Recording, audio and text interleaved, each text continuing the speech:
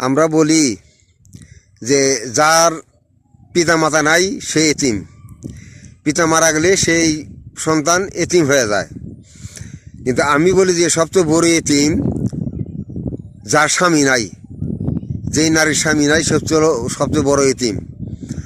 কোনো সন্তানের যদি পিতা মারা যায় তার সন্তানের আদর মানে পিতার আদর চাচা দিতে পারে, মামা আছে, খালু আছে, এরা মানে পিতার আদর অনেকটা পূরণ করতে পারে। কিন্তু কোনো নারী যদি স্বামী মারা যায় সেই স্বামীর ভালোবাসা, স্বামীর আদর কেউ দিতে পারে না। অতএব সবচেয়ে বড় এতিম হলো যার স্বামী নাই। যে বিধবা সে হলো সবচেয়ে বড় এতিম। কারণ দুনিয়ার সবাই সবার ভালোবাসা দিতে পারে, কিন্তু স্বামীর ভাষা, স্বামীর ভালোবাসা, স্বামীর আদর, স্বামীর যে মায়া মোহব্বত এটা কেউ দিতে পারে না।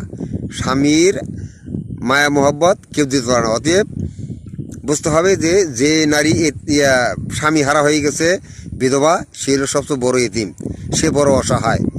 হ্যাঁ, কারো সন্তানের পিতা মারা গেলে সেই সন্তানের আদর, হ্যাঁ, চাচা আছে, চাচি আছে, মামা আছে, মামি আছে, খালু আছে, খালা আছে, অনেকেই সেই পিতার মানে ভালোবাসার আদরটা অনেকে পূরণ করতে পারে। কিন্তু যেই নারী স্বামী মারা গেছে বা বিধবা হয়ে গেছে সে হলো বড় অসহায়, বড় এতিম, সে হলো বড় এতিম। হ্যাঁ, কথাটা এইভাবেই।